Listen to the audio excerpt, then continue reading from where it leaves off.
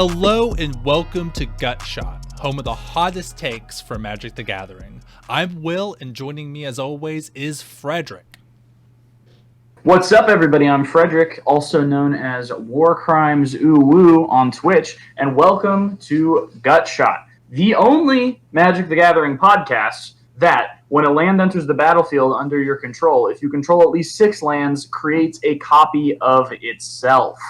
Will, we've got a really fun topic today, just sort of lighthearted, a format that we both enjoy, and some decks that we've been having fun with that we want to talk about. Sorry, go ahead. Yes, absolutely. I am super excited for this one. This has been, the deck that I'm going to talk about has been a deck that I've really been tinkering with for a couple of months now. I built at the beginning of Zenith Car Rising, using one of its legendary creatures, and just been tweaking it here and there. It made it through Omnath being a presence in Brawl, and I'm just really happy with it. It's one of those decks that really gives me a lot of joy to play. And you're bringing a deck, and you're going to talk about it, that also brings you a lot of joy. Is that correct? Yes, I will say I think it's no secret that Gruul is just the most fun color combination. We like it for different reasons. You know, Will's a big fan of the aggro, turning creatures sideways vibe that red-green has always been very good at, and I love the sort of value out of nowhere ramp kind of wins that red and green can provide. And so we've come to you today with 2 very fun Gruul Brawl decks that we've been enjoying playing. Now, I was initially skeptical of Brawl, but it turns out that Brawl on Arena is the fun of Commander, but it takes away the part that I don't like about Commander, which is that when you sit down at the table, there's 3 piss babies who want you to play at exactly a slightly lower power level than them, but will also gloat like a motherfucker when they win a game. That's a great way. That's a great way to put it. Also, and we've talked about this on the podcast over and over again, I am not the hugest fan of Commander. Sitting down and playing a game with 100 card decks against a whole bunch of other people is not fun for me. And I know exactly what this is. It's the fact that everyone turtles up and they play all of these permanents. You know, each person has 25 permanents on the field that all protect themselves and all do a very complicated and different thing. And I don't find that fun. I actually have really come to enjoy Brawl quite a bit, and I know exactly what it is. It's the one-on-one type of Magic, like a duel situation that I fell in love with like more competitive formats, like Modern and Legacy. So you get the fun of building a themed deck and having a cool commander, but without the turtling and the 5-hour games and without the politics and stuff. Yeah, I agree. And I think it's partially the politics, partially the sort of people that play Commander that usually drive me away from the format. But on Arena, there's no people. There's just screen name. They're not even real. Yeah, you don't even have to think of them as people. Yeah, it's great. I imagine it's like what Obama did with those drones. Anyway, so today we are talking about our favorite Gruul Brawl decks. One of them Will's Standard Brawl deck, and one of them my Historic Brawl deck. I personally just don't feel like the deck has the tools to be consistent in Standard, at least the one that I like. So I prefer to play it in Historic, where I also have access to, big Chandra, Chandra Todd, and things of that nature. But we'll get into that later in the episode, I suppose. Do you want to? Go ahead. So when do you actually get to play Historic Brawl? Are you frustrated, like a lot of players are, that Historic Brawl is not available 100% of the time on Arena? I definitely am. I want to give a huge shout out to the Brawl Hall Discord.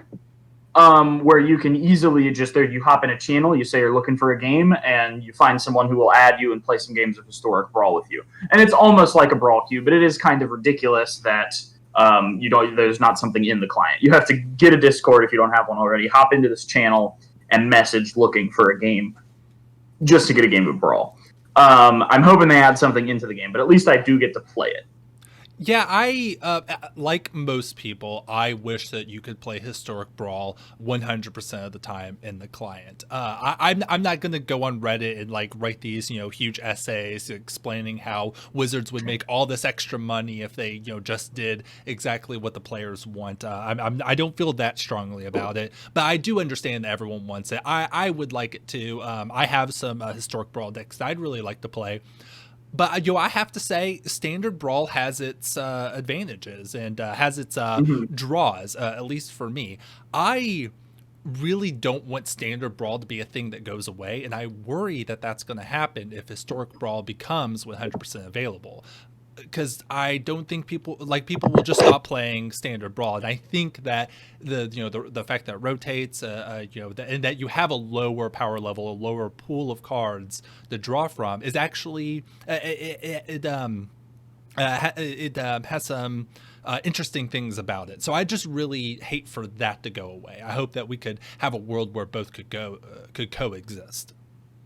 Sure, I think it would be nice that both could coexist. My thing is that for me, Brawl is like a fun, casual format that I play when I don't really want super intense games. I just kind of want to see what somebody else is trying to do, see what I'm trying to do, see if we can make it work. It's like a fun thing. And I think those types of formats don't really benefit from a rotation. In my mind, I think rotation is mostly to keep a competitive format fresh. And that if it's a casual format, the more tools people have to do janky, fun things or just express themselves through deck building, the better. And that's why Historic Brawl is more my bread and butter. But I do think they definitely both have a place. And maybe it's just because the decks I like don't have the tools to succeed in Standard Brawl. But yeah, we'll see. You seem to have really worked out a pretty fine-tuned list for Phylath that you're going to be talking about. Yeah, your point actually makes a lot of sense.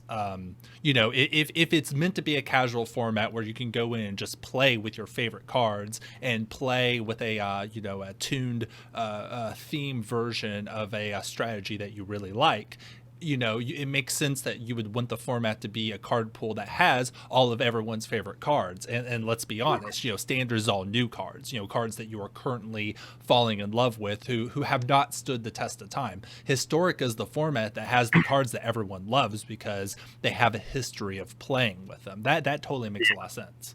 For sure. So something that just occurred to me before we get into it, we may have listeners who don't know what Brawl is. So for those who are unaware, it's sort of like Commander, except it's 60 cards, but it's still singleton. You still have a commander like that you can cast anytime, and it costs 2 more each time you have to cast it. It can be a legendary creature or a planeswalker. And Standard Brawl rotates. Historic Brawl is Brawl with all of the cards that are on Arena, with the exception of a few bans. Oko, Sorceress, Spyglass. That's all that comes to mind. So yeah, that's what Brawl is, and that's what we're going to be referring to and showing you lists for throughout this episode. Sure, yeah. And also, before we get into it, I think that you were telling me about the conversation you were having with your brother about Magic. Oh yeah. I'm just really excited. So my brother, the one that lives across the country, for your reference, and for our audience's reference, we'll call him Cornelius. So Cornelius is getting into Magic. I introduced it to him a few years ago. He played in a pre-release, and he just hasn't had a chance to play it a lot since. But he was telling me about what he's been playing on Arena and how he wants to get into Commander and Paper. So I've just been going through my my old collection and looking for stuff that would be good in a Commander deck based on the sort of play style that he enjoys, like a blue-white flyer sort of thing. And the joy, I think Commander provides something unique because or Commander or Brawl, because with a competitive format, when you build a new deck, you kind of just have to order all the cards. You're probably not going to have them lying around. Oh. But when you build a fun, casual Commander or Brawl deck, you get to look through your old collection and fall in love with a random rare that you drafted 6 years ago. Mm-hmm. And that's just an experience that's pretty unique to these Commander and Brawl type of formats.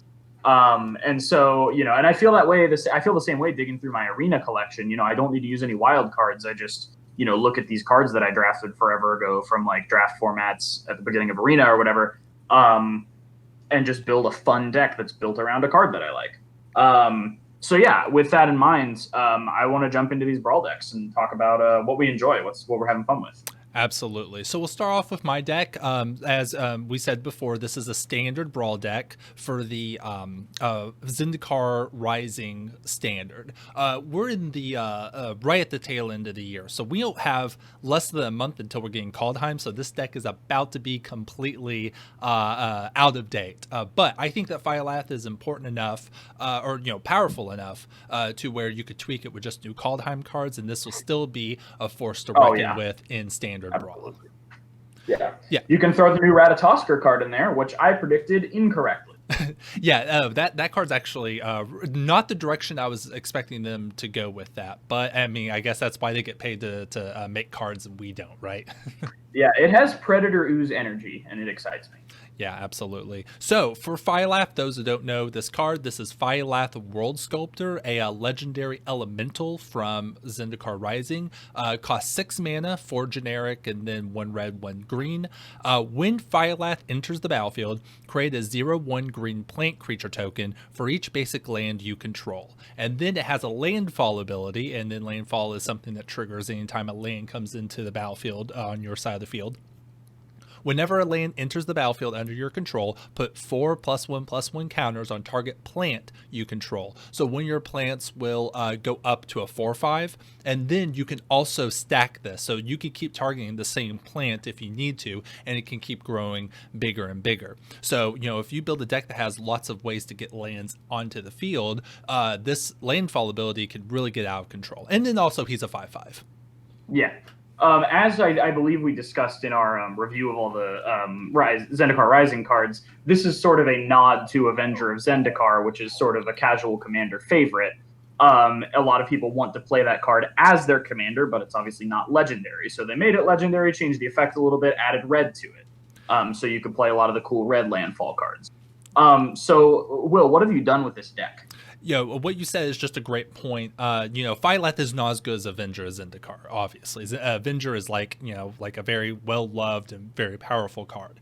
This is not that, but it's if you don't worry about that comparison and just think about the card on its own, it's actually a really powerful commander that plays into a strategy that is, one, very powerful in the standard format, and two, just powerful in general in the brawl format. So this deck is it's a Gruul deck that is part ramp, like a red-green Rant Package that also takes advantage of landfall triggers, and then really tries to lean into taking advantage out of those landfall triggers and taking advantage of the plant tokens that Phylath creates. That's where a lot of the power of this deck comes from, is just having the ability for 6 mana out of your command zone to, one, put a 5/5 onto the field, which is not irrelevant, and then just get a whole bunch of tokens that you can get value out of in addition to your landfall triggers. Yeah.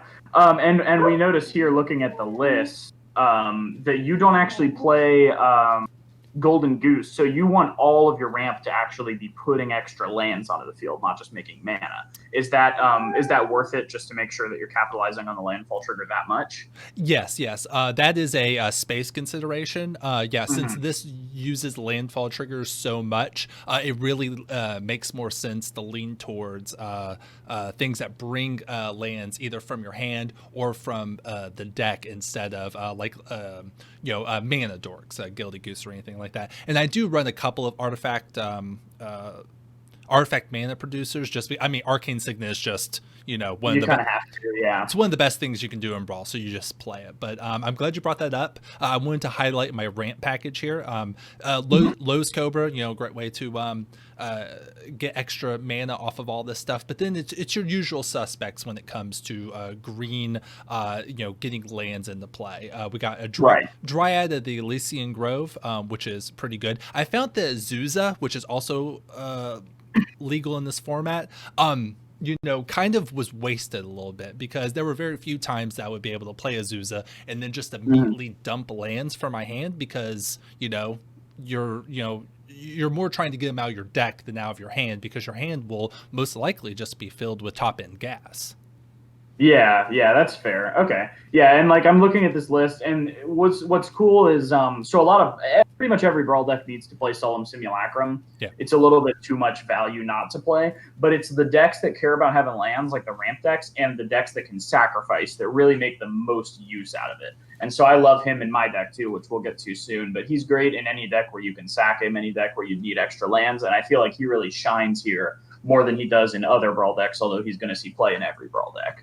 Yeah, that's a something great about this deck is it uses a lot of cards that are obviously good and some people would say are auto includes, but they lean particularly into the style of play.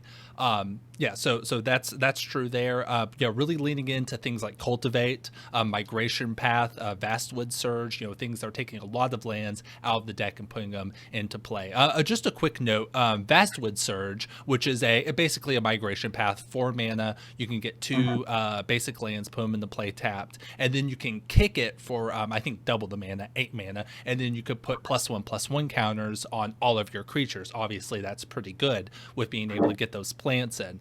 I have to say, like, this card is really good and obviously plays in there. I don't really ever kick this. It's usually just the Migration Path, and honestly, Explosive Vegetation. Yeah, and honestly, that's the same card, right? Yeah, I believe that's the same card. And honestly, just having a second copy of that is good enough. Yeah. I think I'm still puzzled by no Gilded Goose. I mean, obviously, you've played this deck to the moon and back, so you know that it doesn't go in there. But I'm still puzzled by the Gilded Gooses not being included because it lets you, you've got a lot of 3-drop ramp that could come down on turn 2 if you're playing Gilded Goose. Why no Gilded Goose? Well, yeah, honestly, there's a lot of space considerations with this deck. I'm also not playing Escape to the Wilds, which is obviously a great card. I mean, it's banned in It's banned in Standard. It obviously fits into this, game plan. But I just have to say, there are other cards I'd rather play. Gilded Goose, terrible top deck. This deck, I think, just plays to its strengths, where it can just take the first couple of turns off and then really start ramping on, turns 3 into your top end, and then like just the power of your top end and taking advantage of the Phylath, plant tokens and landfall triggers is enough to get you over the finish line. Yeah, sometimes you got to put space considerations over spice considerations. For sure. And then there's a couple of cards in here that are specifically to take advantage of those plant tokens. Weaponize the monsters. Uncommon from Ikoria fits perfectly into this. Lets you sacrifice the plants to deal damage. The Vastwood Surge, as I mentioned. Castle Embrith, stuff like that. So this deck does have ways to, once you can land a Phylath, even if you can't get the landfall triggers to make the plants bigger, you can still get insane value by just swinging with all of them and then pumping them up in multiple ways. Yeah, absolutely. Ways to take advantage of plant tokens. And then, of course, we have our, big top end here, which is, basically where this deck, takes advantage of all the mana that's accumulating by getting these lands into play and just plays, just great red-green cards. So we got stuff like Chandra, Heart of Fire, the Great Hinge, Ugin, of course, Thorn Mammoth, Kogla, to fight creatures and then be able to destroy artifacts and enchantments. So this deck can just play like ramp and then huge beaters to end the game. Yeah. If the Phylath plan doesn't work out. Right. It just turns into like a Gruul value deck. Right, for sure. Well, okay, so I have a list of specific cards that I would like to talk about. Oh, okay, I see it here now. I'm sorry. No, it's okay. Just a couple of cards that I want to highlight real quick that I think really are the glue of this deck. And the first thing I want to talk about is Fires of Invention. I don't think I have to explain why Fires of Invention is a great card. Right. Obviously, it has the ability to not only double but honestly kind of triple your mana. It's a huge player in Standard. It works really interesting with the commanders. How you can. If you have not played your commander, it's just free. And then if you play it multiple times, you only have to pay for the commander tax. Mm-hmm. So yeah, it's pretty disgusting. So, and the reason I want to bring it up is that Fires of Invention is too good. this card is absolutely broken, and in my opinion should not be allowed in Standard Brawl. It's banned in Standard Brawl, is supposed to be standard, and this card is just way too good. And every time I play it, I think, man, I should not be able to play this card. It's far too good. I wanted to bring it up to ask you, Frederick, do you think that standard banned cards should be playable in Standard Brawl? So some of them, no, like Oko is obviously too strong. Sorcerer's Spyglass interacts with the format in a bad way.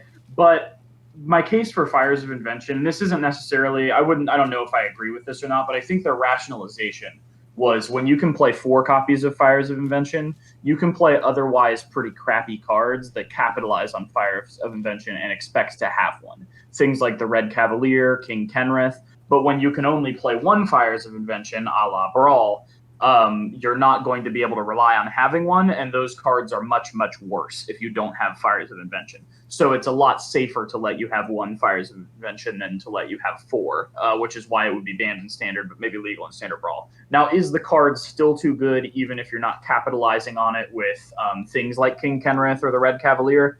Possibly, but I think that's their rationalization. It's definitely a worse card in Brawl. I just don't know if it's worse enough.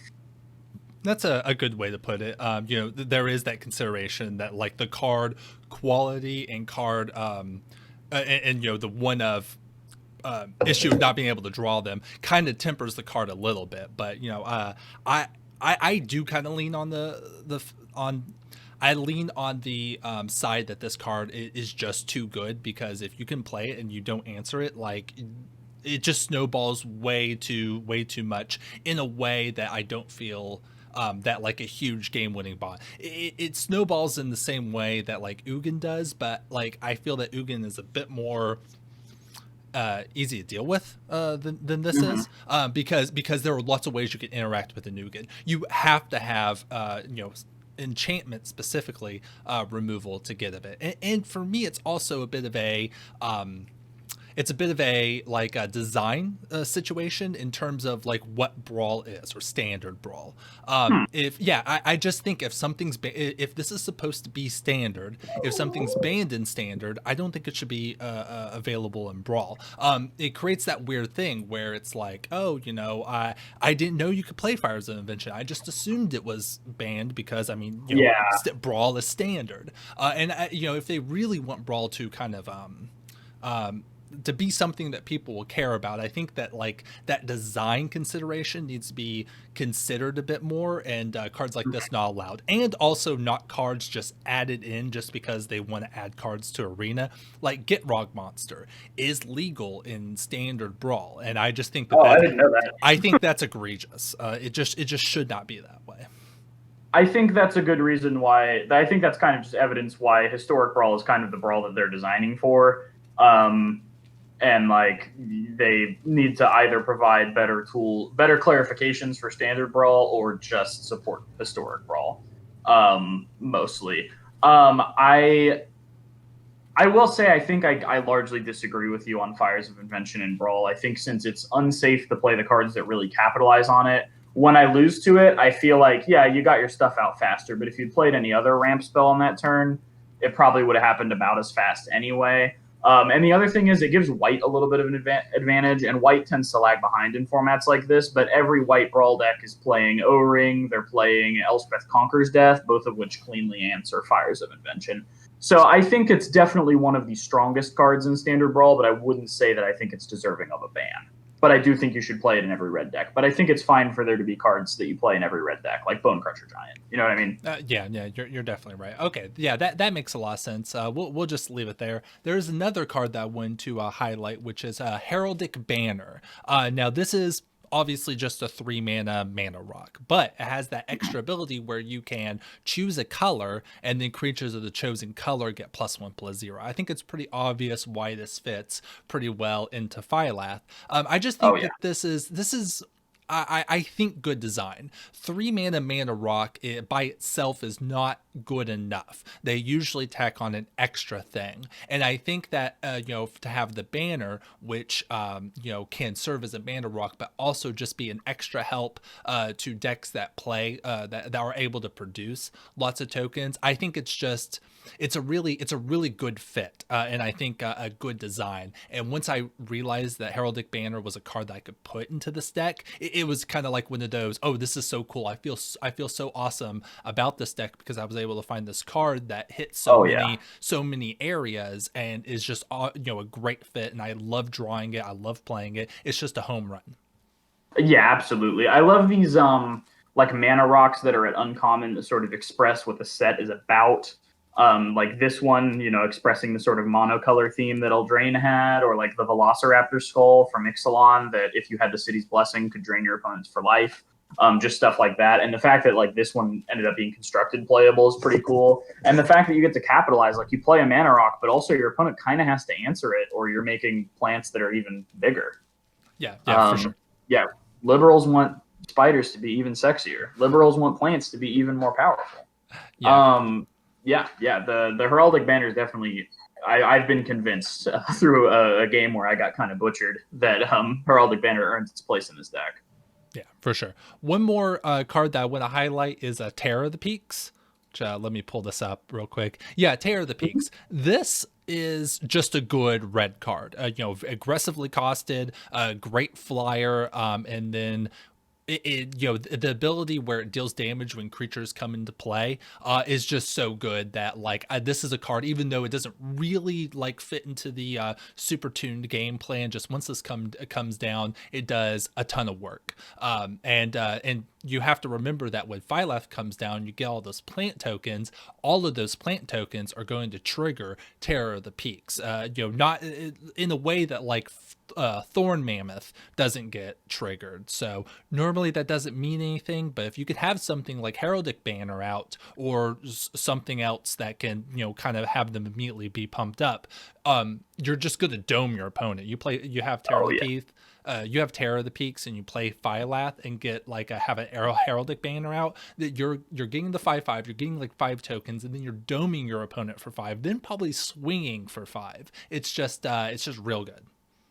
Oh yeah, definitely. This is definitely one of the strongest, just cheesy red mythic dragons that they've printed. They seem to do that like every other set. I feel like this is up there with. I mean, Glorybringer was a rare.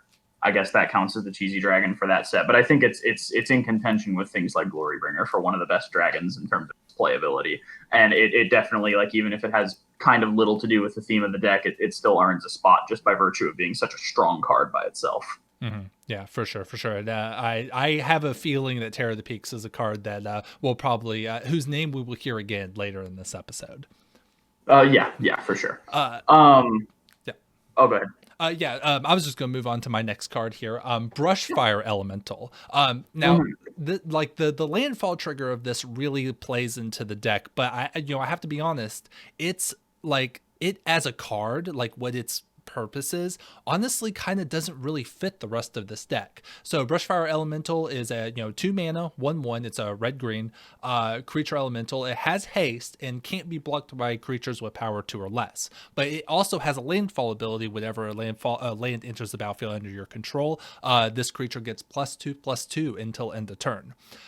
This card, even though it seems like it doesn't really fit with the rest of the deck, this card does absolute work, and I'm not interested in cutting it at all. If you can get this into your opening hand, this is basically what you're doing, and while you're ramping up to your Phylath or your Ugin or your Terror of the Peaks, this usually gets in for 5-7 mana or 5-7 damage every game when it comes in, even if it's coming in off the top deck in the late game. Oh, for sure. Yeah, you get a Vastwood Surge after this, and it's putting pressure on your opponent that they can't afford to ignore. But if they don't ignore it, they spent a removal spell that they might need for Phylath later before that gets out of hand. So it definitely sort of helps set the stage for drying them up from removal. Either that or setting them up to get one-shotted by, like you said, a Terror of the Peaks. So it's very much a card that sort of makes things awkward for your opponent in a big way. Yeah, for sure. So, not interested. I was very skeptical about this card to begin with, but this is proven to be a really good card and one I'm not interested in cutting. And then I have yes, and then I have one more card that I want to talk about specifically, and that is, as you mentioned before, Return of the Wild Speaker. I have a feeling that most people playing Standard Brawl do not know that this card exists. Yeah, this is one of the cards I have been wrongest about in my whole life. When it came out, my roommate made a Garruk tribal Oathbreaker deck with this as the signature spell and the Garruk from Eldraine as the Garruk on the front. And I thought that was where this card belonged. Are you a Timmy who likes Garruk? And it turns out I was incorrect. I've always been down on overrun effects. As a mono green devotion player, they just don't tend to get there. You'd rather just have your creatures be big in the first place. But I didn't consider the possibility that an overrun effect, or instead just draw 6 cards, would be very good. I also didn't realize it was an instant. So there's a lot of factors about this card. Like as a Magic player, you read the overrun effect and you feel like you don't even need to read the type line. You're just like, oh, Wizards just prints these as sorceries. No, as it turns out, they do not. So this card just has a lot of sneaky ways in which it's super good. It'll refill your hand, and plants are not humans, and turns out you make a lot of plants. So either you're doing the swing with your 10 plants, and the Return of the Wild Speaker just lets you win the game, or the board's gummed up, you're struggling for resources, but you've got a lot of these little plants, and Return of the Wild Speaker just refills your hand. Yeah, this card is great. It being an instant is is what puts it over the line of being a really great card. There are no humans in this deck, so it's all just plant tokens. It being +3/+3 means swinging with all your plant tokens usually wins the game. I have to be honest, I actually usually never do the card draw. It's there if I need it, and I have done it before. But honestly, Return of the Wild Speaker is such an I win button that it's usually more worth it to save it and until you're able to win with it, because that's a better use for it for me most of the time. But I have drawn cards before. This card is really good, and I want everyone to know that this card exists, so I will continue to smash face with this card over and over again. Oh yeah, absolutely. I think you definitely need to put that card on the map. It's a powerhouse. Right, yeah. So that's my deck. I'm looking forward to actually continuing to play this once Kaldheim comes out. I'm going to, I'm not going to shelve this deck. I'm going to keep working on it because Ramp is so powerful in Standard right now. This is just one of the most powerful things you can be doing. So I'll keep working on this. Maybe in the future I'll give an update on this list. But that is my Phylath for Standard. And I want to hear about what deck you're talking about this episode. Real quick. 1 second. I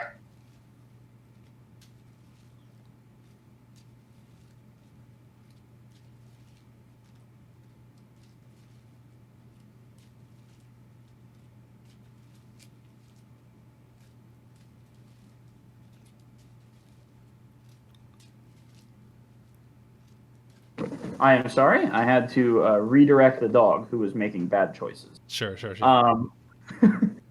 Real quick, is there anything from the Kaldheim spoilers that you know you want to add to this Phylath deck? I have not looked at the spoilers all that much. We've only gotten the very top cards yet. I haven't seen anything that's made me immediately think, but I also haven't really been looking at them in that way. So once we get the full spoiler, that's probably when I'll start combing through it and looking for stuff that I really want to put in there. And when we do our podcast on each of our favorite 10 spoilers from Kaldheim, look out for that. These decks will probably come up again. I'm sure we'll bring them up. For sure. So my Brawl deck is a Historic Brawl deck, and it is Klothys, God of Destiny. Now, Klothys is the only new character god that we got in Theros, and I love her. I think she's really cool. So Klothys, God of Destiny, 1, a red and a green, for a legendary enchantment creature god, 4/5, indestructible. As long as your devotion to red and green is less than 7, Klothys isn't a creature. At the beginning of your pre-combat main phase, exile target card from a graveyard. If it was a land card, add a red or a green. Otherwise, you gain 2 life, and Klothys deals 2 damage to each opponent. So this is barely a commander in the traditional sense. It's not really a creature almost any of the time. You really don't get up to that devotion. This is really a mid-range sort of value deck. There's a lot of removable in it. but it's a clock. It shuts off graveyard decks like that awful Nethroi deck that that uses the Death Shadow that gives negative 15 power to your pile of creatures or whatever, so you can bring back a bunch of stuff. This gets rid of that. It deals with anything pesky your opponent might be trying to do from the graveyard, which in a brawl deck there's usually going to have stuff. And it either ramps you or more often puts a little clock on your opponent. Draining for 2 really matters when you're digging for a win condition later in the game. So Klothys is just really all-purpose in that sense. It's much harder to remove than most commanders. You basically have to exile it, and since it's not a creature most of the time, most traditional removal doesn't even touch it. So it's very difficult to get rid of. I often joke that my commander is an emblem. That makes a lot. That makes a lot of sense, and the part that impresses me the most about Klothys is the clock. Like that's for a deck like yours that is basically kind of playing a very fair game of Magic, to have this on the field and just be like, okay, you're on the clock. Like regardless of whatever you're doing, like you only have this amount of time to finish up what you're doing is really strong and really annoying whenever I play against this deck. Yeah, for sure. I love the clock. And I love just red-green ramp decks. Longtime listeners of the podcast will know that my modern jam is mono-green Devotion with a splash of red for Bloodbraid Elves, courtesy of Will. Sometimes Banefire, sometimes cheesier stuff. I've been thinking about throwing some Klothyses in that deck, actually. But yeah, I love the clock. I love red-green ramp. So let's get into the list. Absolutely. Yeah. So I've got the whole picture of the list here, and then I've got individual sections of the list, which I made the slideshow and I fucked up on Will's part. I thought he wanted to showcase those parts of the list and that the top cards of the stacks were what he wanted to talk about. But the list, so as you guys can see, this is sort of a mid-range. I'm a little heavier on the early game in terms of little ramp creatures because I don't really get any synergy from lands actually entering the battlefield, so I'm only playing the best things that fetch lands and put them into play. Whereas Will, he gets a little something extra off of the lands coming into play, so he wants to prioritize that type of ramp. Whereas I'm going to play both Gilded Goose and, since it's legal in this format, Llanowar Elves. That makes a lot of sense because not that it's your number one game plan, but you are interested in having Klothys become a creature and being able to just smack for an extra 4. It makes sense that adding Devotion to the field is something that you're not upset with doing. Absolutely. There are times that I do not want to add enough Devotion because I know my opponent's probably got a Vraska's Contempt or something, and I would rather my Klothys not be removable. But yeah, I often do want the little creatures just because I don't gain anything off of actual lands entering, and I want to power out my big boys like Elder Gargaroth. Sure. Or the Great Henge. Once you've landed the Great Henge, it doesn't have the instant game winning effect that something like Embercleave has, but it definitely does. It's extra card draw, it's life gain, it's everything you need. So this is the general list. It's filled with the things that you kind of include in every Historic Brawl deck, stuff like Solemn Simulacrum. I like Shadow Spear in all of my decks. I think it's very versatile. It deals with other people's gods. It gives you a little life gain against aggro matchups. I'm just in love with that card. I might be a little biased. But yeah, general stuff. You've got Finale of Devastation for grabbing a big boy and ending the game if you tend to get to that much mana. But yeah, this is the list, and we can move on to the specific cards that I want to talk about if you'd like, or we can. Absolutely. Yeah. It looks like you got. Why don't you tell me about the removal that you're working with in this deck? So I wanted to highlight 2 pieces in particular, and one of them I was very surprised to see was not in your standard Phylath deck.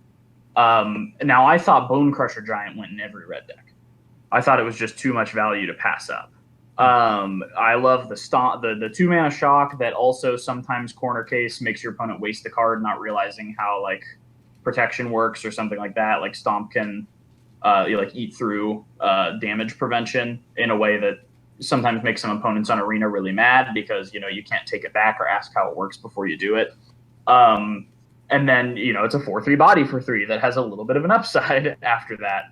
So I'm playing Bone Crusher Giant just because I feel like it's one of the best red cards that's on Arena. It feels like the lightning bolt of Arena legal cards to me. Like just it goes in every red deck, whether you're aggressive, mid range, control. And then Lava Coil because I love getting rid of something that has like a good graveyard effect or that I don't want them to see them getting back. And it's 4 damage, which kills a lot of creatures. A lot of creatures are just out of bolt range, but Lava Coil takes care of that. So these are my 2 flagship pieces of removal. Yeah, these are great choices. To talk about Bone Crusher and Phylath for a bit, you actually might be right. That's a mistake not to play Bone Crusher.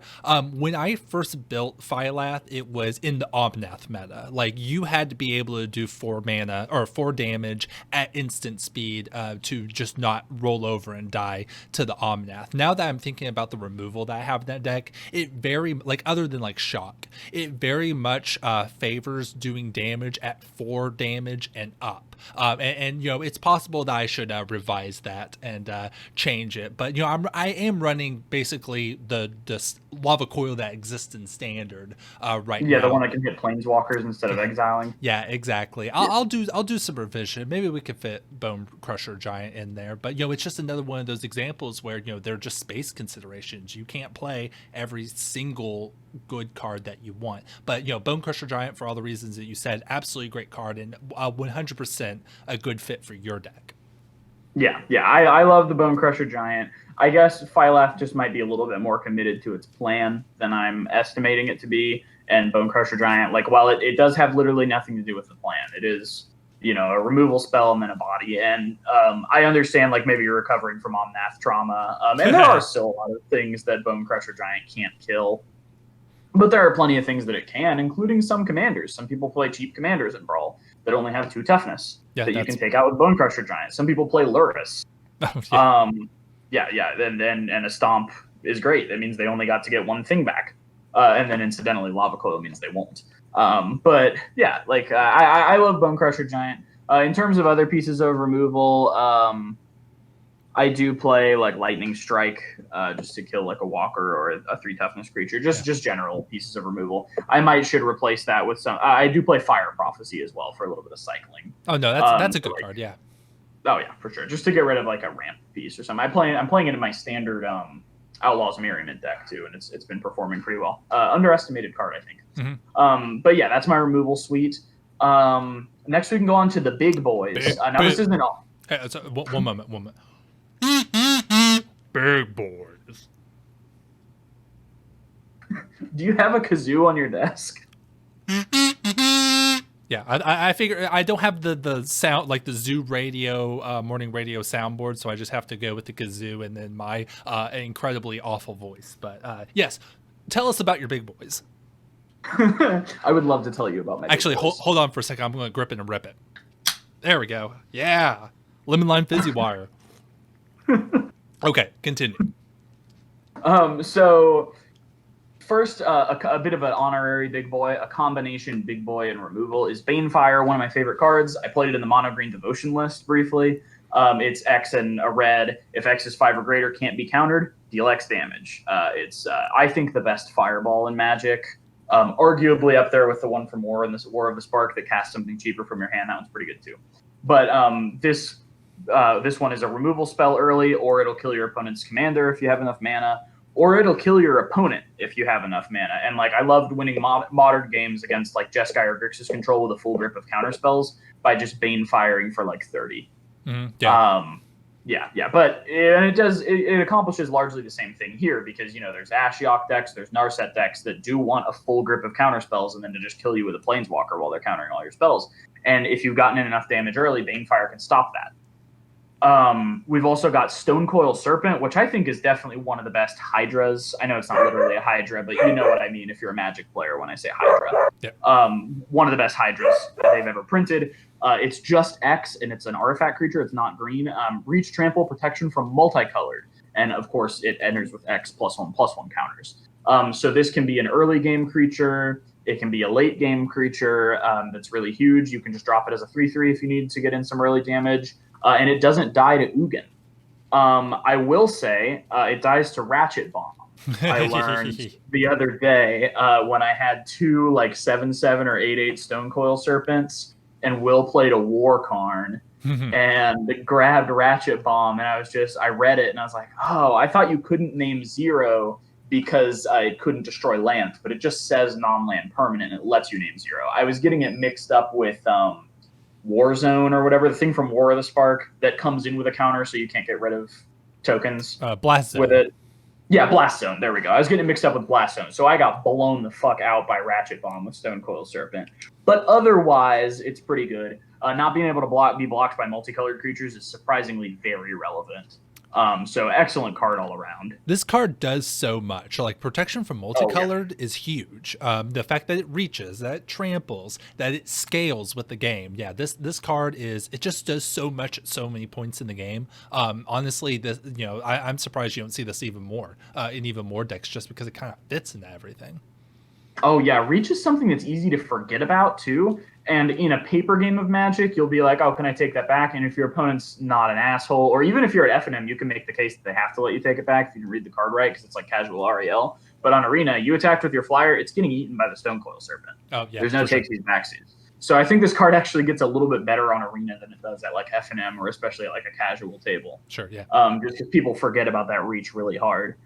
Speaking of reach, Elder Gargaroth, a card that I thought was a little bit too, and I believe you had the same take as me, thought was a little bit too dies to removal to be good. It does a little bit too it doesn't do anything when it enters. It's not a Thragtusk. You know what I mean? Everyone thought that, and then it ended up being even like Fringe Standard playable. Like, yeah, this card, it does die to removal, but if it doesn't die to removal, it just does so much that it's a home run card.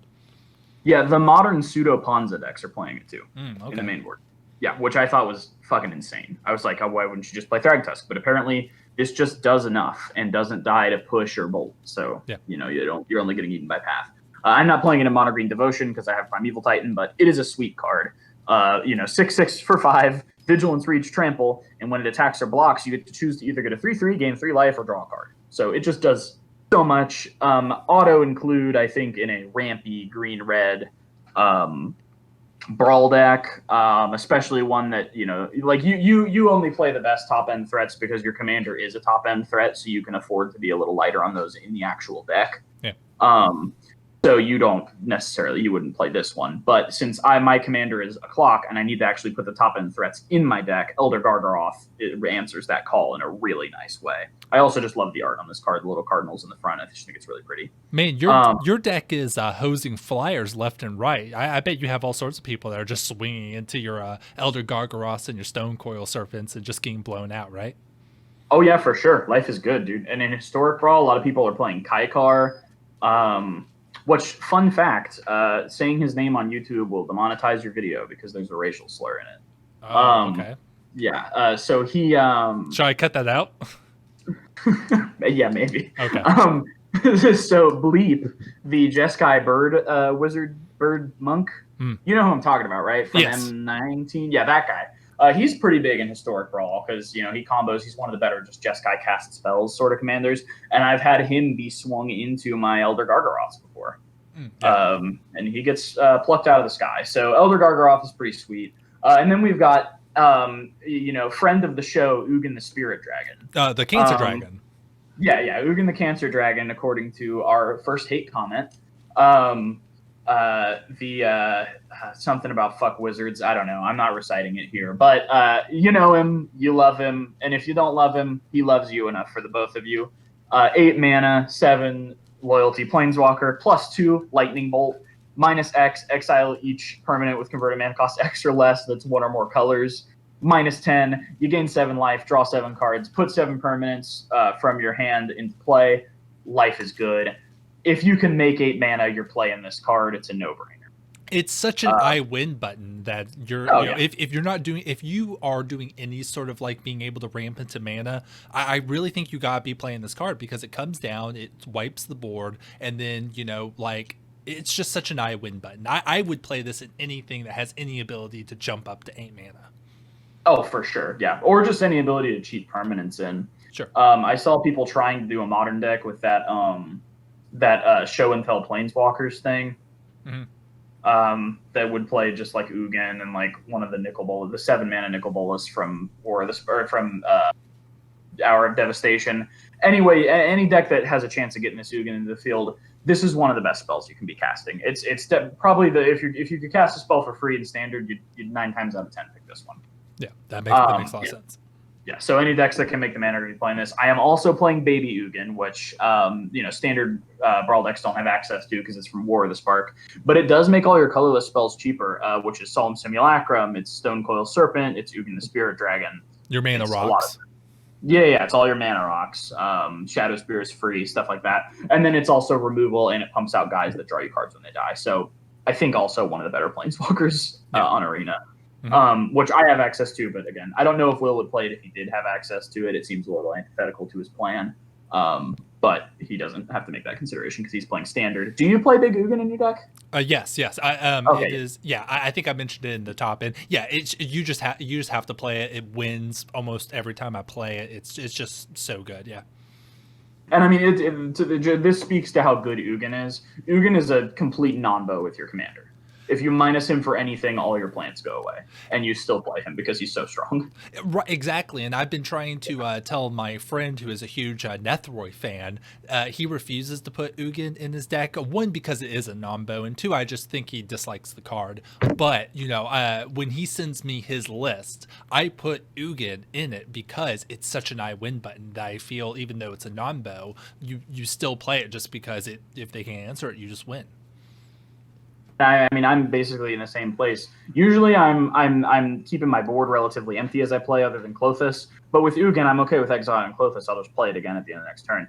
It also it doesn't get rid of Stone Coil Serpent. It doesn't get rid of Baby Ugin. It doesn't get rid of Solemn Simulacrum. You get to keep all those things when you minus him. So for sure. Yeah, I mean, we've already made a whole podcast, half of which was just about how great Ugin is. So exactly, we get the idea. Ugin, good card. Ugin, good card. Yeah, okay. So then I'll just give a brief mention to the ramp, and then we'll wrap up the discussion of my deck. Like I said, I do play the 1-mana Dorks, mostly because there's more of them in this format, and because I don't really get anything in particular off of my ramp being land, like Will does. He gets combos with his commander off of that. So rather than playing things like Gilded Goose, he's playing things like Explosive Vegetation and those types of cards, with the other name and kicker. So I am playing Solemn Simulacrum, the ramp that everyone's playing. It's a 2/2 for 4. You get to fetch a basic land and put it in tapped when it comes in, and when it dies, you draw a card. Awesome. And when you wipe the board with Storm's Wrath, you get to draw cards. It's a little silver lining there. I am playing Beanstalk Giant just because, if I want 3-mana ramp, I want it to also be a beefy dude later that my opponent has to answer. So that's where Beanstalk Giant comes in. I'm also playing Cultivate. I'm playing those types of cards, but just not in the capacity that Will is, because he, obviously wants lands to come in. He gets little dudes off of it. Yeah, Beanstalk Giant. Yeah, Beanstalk Giant. Yeah, just it does 2 things in one. And if you're playing a deck that only has 60 cards, you just want to get that extra value. You get the land, and you just get the big creature that your opponent has to deal with. So it totally makes sense for you to have it in your deck. Yeah, I think these adventure cards, especially like Beanstalk Giant, trick people as to their playability, because you just look at the creature and feel like the spell is stapled to it, and the creature's pretty bad. You don't want to be spending 7 mana for like an 8/8 or a 9/9. That's just not good, especially in Brawl. But you really should be looking at it as the ramp spell, and the creature's the bonus thing that you get. Yeah. Because the ramp spell is obviously very good. It comes in untapped, so you can then I've often dropped down a Shadow Spear or a Mana Dork or shock something off of the Fertile Footsteps, because the land comes in untapped. It's like Journey to Tomorrow. So very, very good card. And I think if you look at it as the spell with the creature attached, you'll see the card for what it is, and it's pretty powerful. Yeah, for sure. Definitely makes sense for you to have this in your Klothys deck. Yeah. So that's the historic Klothys Brawl list. We want to know what you play in Brawl. Hit us up in the comments and tell us what your favorite Brawl decks are. What if you play these lists? What do you include? What are some spicy Brawl cards you think other people may not have thought about? Because Brawl is the type of format for that. Will wants to show everybody that Return of the Wild Speaker is good. Yep. I want to show everybody that Klothys is good. This is a format where you really get to let your pet cards shine. So let us know what you're playing Yeah, down in the comments. Yeah, tell us what hard choices you're making in your decks. Like, we're talking about that, space consideration where you can't just play all of the good cards. So, what good cards do you know are great, but you're not playing? I know Rada, which is a card that I have in my deck. I see people playing, Rada as a commander. How is that deck different from the decks that we have? We want to hear from you, so let us know in the comments, and we want to hear how we are wrong and how every choice we've ever made is cringe. Yeah, and we are 1 for 1 on reading hate comments live on the podcast. So, see if you can get yourself featured. That's the kind of community we want to cultivate. And we appreciate all of the interaction, anything that gets us shown more on YouTube, I am all for. So any comments, good or bad, please give them to us. Share this podcast with a friend. Share this podcast with a coworker. Share this podcast with your nurse if you're currently in the ICU with COVID. Share this podcast with your landlord. And then dispose of them. And then show this podcast to someone with a real job. There you go. All right. All right, you want to button this one up? Yeah, let's button this one up. This might need to be edited. I apologize. Nah, that's okay. Thank you for listening to this episode of Gutshot. You can find me on Twitter at FredAskB, on Twitch at WarCrimesUwu. Will is at AgroRhetoric, and you can follow the show on Twitter at GutshotPod. This has been Gutshot, the only MTG podcast that crews on your instep. See you next time.